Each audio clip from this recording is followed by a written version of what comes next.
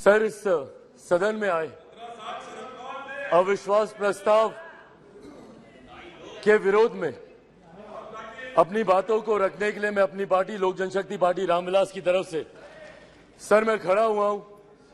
Sir, इस सदन ने कई अविश्वास प्रस्ताव इससे पहले देखे, पर मुझे लगता है ये अपने में एक ऐसा अनोखा अविश्वास प्रस्ताव है जिसमें अविश्वास सरकार के प्रति कम बल्कि विश्वास बढ़ाना अपने इस नए गठबंधन के प्रति ज्यादा प्राथमिकता दी जा रही है। इन लोगों को इस बात को दर्शाना है कि किस तरीके से ये गठबंधन इनके साथ है, जिस गठबंधन को बनाने का ये लोग एक लंबे समय से ये लोग प्रयास कर रहे हैं। सर, ये अविश्वास प्रस्ताव पे चर्चा हो रही है। सर, यकीनन सरकार की उपलब्धियों को बताना भी जरूरी है, पर उससे पहले जिस उद्देश्य के साथ इस प्रस्ताव को यहां पर लाया गया है मणिपुर को लेकर, उस पर सर मैं जरूर अपनी बातों को यहां पर रखना चाहूंगा। सर, पिछले 3 दिन से बहस चल रही है और इन 3 दिनों में सर सिर्फ दोषारोपण ही किया गया है। सिर्फ यहां पर बातों को दोष लगा लगा कर बताया गया है, किसी ने भी यहां पर समाधान देने का प्रयास नहीं किया। सर, आरोप प्रत्यारोप की राजनीति में मणिपुर के लोग वहां बैठे सुनने का प्रयास कर रहे हैं कि हमारी बेहतरी के लिए आपने क्या किया। सर, कल गृह मंत्री जी ने इतनी खूबसूरती से तमाम पक्षों को रखा और इतनी विनम्रता से उन्होंने सारी बातों को रखा, पर उसके बावजूद सिर्फ दोषारोपण करना। सर, 90 के दशक में भी मणिपुर में इसी तरीके की परिस्थितियां थी। उस वक्त किसकी सरकार थी सर? क्या उस वक्त की सरकार ने मौजूदा सरकार को कोई इनपुट दिया? क्या उस वक्त के सरकार में बैठे लोगों ने कितनी बार इस सदन में चर्चा की? कितनी बार किन लोगों ने उस चर्चा का जवाब दिया? कल तमाम ये बातें आदरणीय गृह मंत्री जी ने रखी। सर, ये लोग गए थे मणिपुर, बहुत अच्छी बात है, जाना चाहिए ये, पर सर ये कलेक्टिव रिस्पॉन्सिबिलिटी होनी चाहिए, सेलेक्टिव रिस्पॉन्सिबिलिटी नहीं। सर, जो लोग मणिपुर गए थे यही लोग सर बिहार भी गए थे। बिहार में क्यों नहीं ये लोग गए दरभंगा? क्यों नहीं गए ये लोग अरवल? क्यों नहीं गए ये लोग मुजफ्फरपुर? अभी बछवाड़ा में सर एक छोटी सी बच्ची के साथ दुष्कर्म करके 10 साल की बच्ची, उसको तेजाब छिड़क कर उसको जलाकर मार दिया गया। उसके शरीर को अपने ही घर में 10 फीट गड्ढे में उसको दफना दिया गया। दलित महिला के साथ सर मुजफ्फरपुर में दुष्कर्म करके उसके शरीर को 2 टुकड़ों में काटकर अर्धनग्न व्यवस्था में सर खेत में फेंक दिया गया।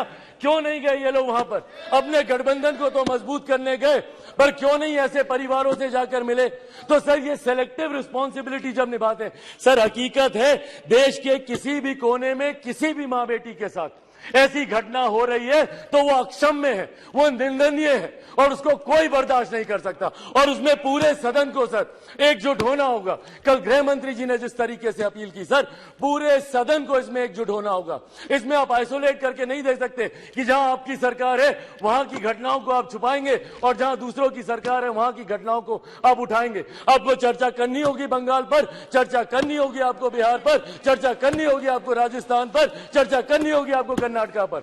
सर ये देश एक है सर, आप इसको ऐसे टुकड़ों में बांटकर आप नहीं आइसोलेट करके आप अपने विषयों को उठा सकते। और यही कारण है सर कि देश की जनता का विश्वास हमारे प्रधानमंत्री आदरणीय नरेंद्र मोदी जी पर हर चुनाव के साथ बढ़ता जा रहा है। और वो दिन दूर नहीं सर, 2024 चुनाव सामने है सर, इसी में देख लीजिएगा 2014 से बड़ा जनादेश 18 में यही सारी बातें हो रही थी, यही सारी बातें 18 में की गई थी। 19 में 2014 से बड़ा जनादेश हम लोग को मिला और 24 में इससे बड़ा जनादेश हम लोग लेकर आएंगे।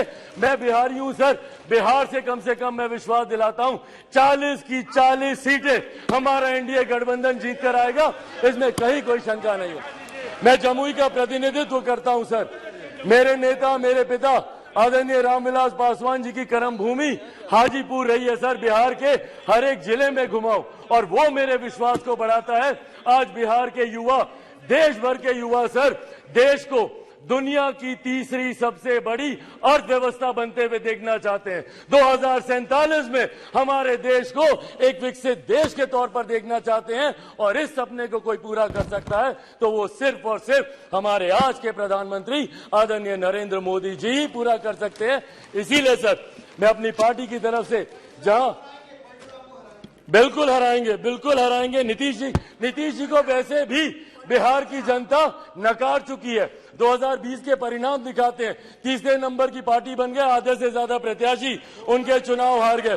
तो जिनको बिहार की जनता ने रिजेक्ट कर दिया, देश की जनता उनको कैसे अपनाएगी, ये बहुत बड़ा सपना दिन में ये देख रहे हैं।